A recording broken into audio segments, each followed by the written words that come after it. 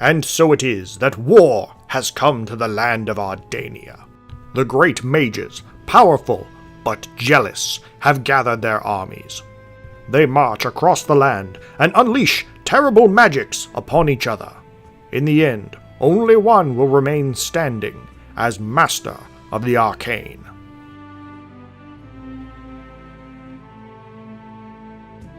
Warlock, Master of the Arcane, is a strategy game where you take on the role of a powerful wizard. Your goal is to defeat your rivals and be crowned supreme ruler of the land of Ardania. Now, before I proceed, I should mention that while I say Warlock is a strategy game, it's not an exact designation. In fact, it has a lot of similarities to the 4X genre and other titles such as Civilization. Allow me to give you a deeper explanation. At the start of any game of Warlock, you will begin with a single city on a large, randomly generated map.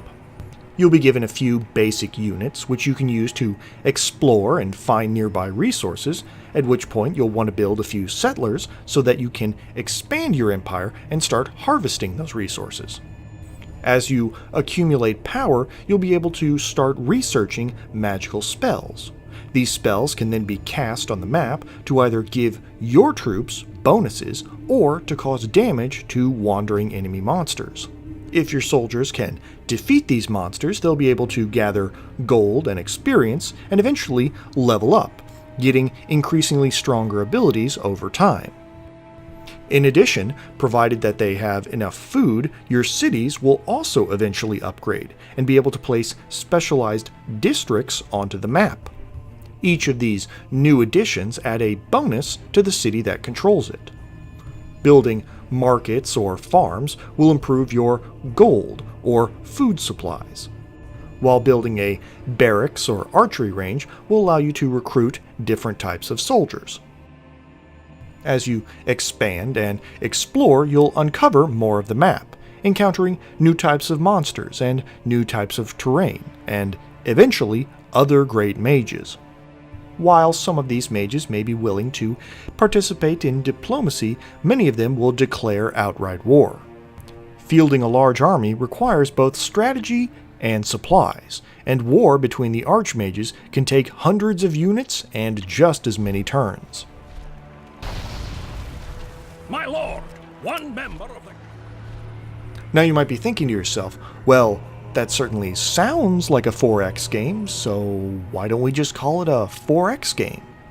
Well, you probably could if you really wanted to, but from my perspective, I honestly can't say that it belongs in that category.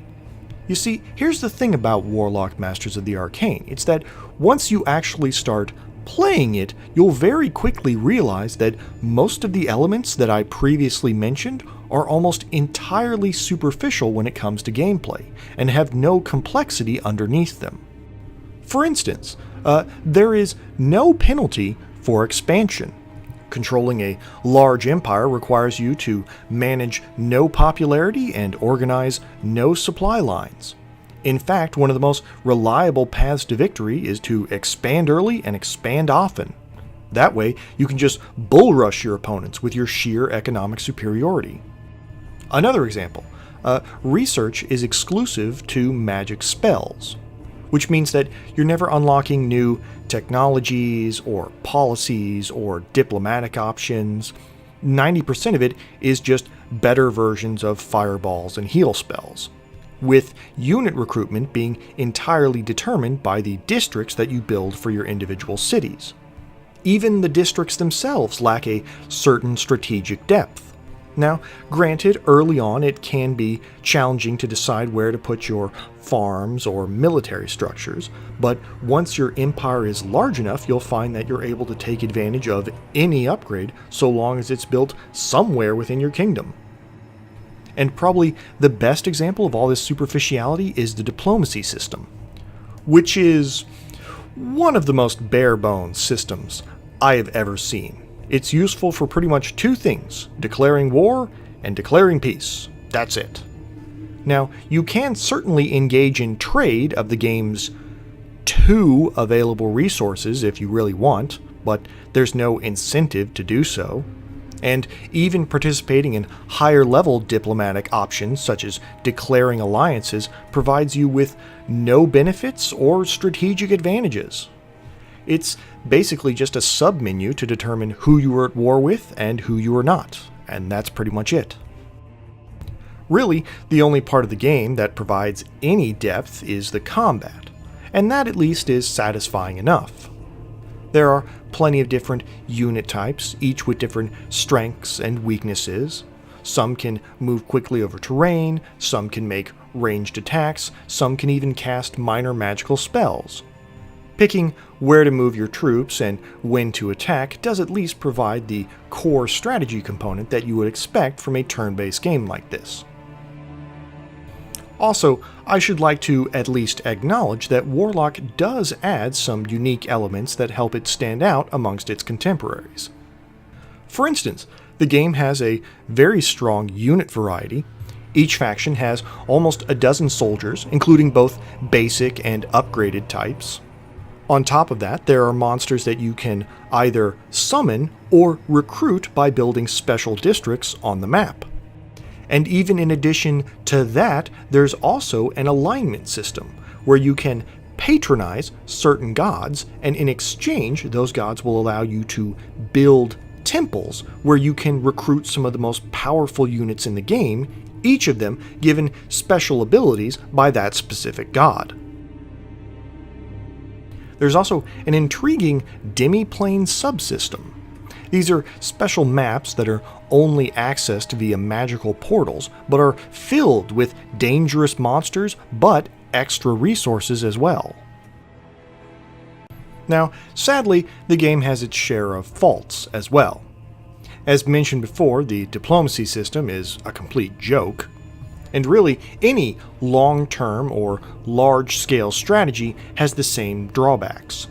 This is a game where there is no counter for ruthless expansionism. He who has the larger economy will win every time. Recruiting god-tier units or simply stacking every available upgrade on basic troops can allow you to create armies that are virtually invincible. Unfortunately, even though this game offers you the opportunity to play on large maps with multiple opponents, it struggles to remain challenging outside of the first few hundred turns. In the end, I would give Warlock, Master of the Arcane, 2 out of 4 stars, and a possible recommendation? If all you want is a combat-focused, turn-based strategy game, then yeah, playing on a smaller map with a few opponents should be fairly satisfying. But make no mistake, despite its appearances as a 4X game, this will disappoint you if you go in expecting any sort of large-scale simulation. Alright, that's it for me. You know, it's sad to say, but Warlock just doesn't have the same majesty, you know? Thanks for listening anyway. Till next time.